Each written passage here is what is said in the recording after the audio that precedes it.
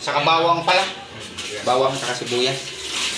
Tutuyan lang tayo guys ha. Ito na yung lulutuin natin ng gulay. So ito yung sangkap natin.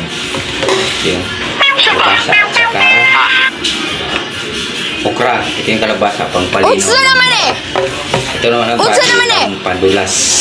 Pampandulas siya. Pero maraming vitamin C yan po. Ito yung malunggay, pang pahinsog sa lagay na saluyot din yan. Tapos yung sitaw. So, video tutorial lang natin guys.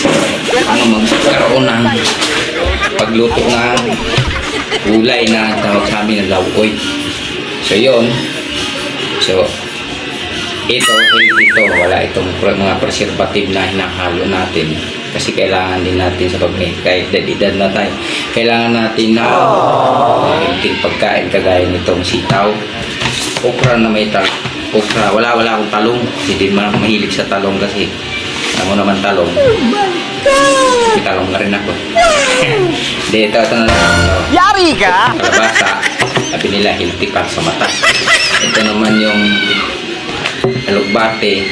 So, maraming vitamin ito. Yan. Alugbate, sitaw. Bola lang yan. Saka yung malunggay, sabi nga sa Bisaya, pang pahinsog sa lagay. So, ito na yon. So, piniprepare ako na lang. Kasi ang tagal ng video kung maghiwa-hiwa pa ako. Himay. So, ito na yan. First tip yun, yun na may ginaya tayo ng Ulit-ulitin ko pa ba?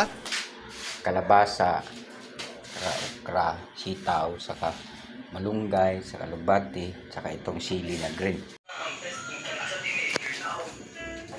Ayun, kumulo na. So, hintayin lang natin lumambot ang hindi pa pwede na to. Kahit kasi pag yung lata. So, i-add na natin ang ito yung malunggay saka saluyot. Yan natin ang pinakamasarap. Ito yung tinasabing dulong. Dulong sa Bisaya, yung maliliit na isda. So, ibubudbud na asin. Yung tamang timpla lang. Tapos ihalo natin ang sili na green para bumango. Ngayon, tikman natin kung okay lang ang timpla.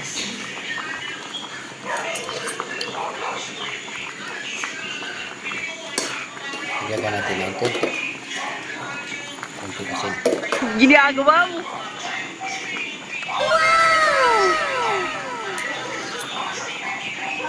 Isa pa. Pwede na. Lamig kayo. Sana all. Delicious!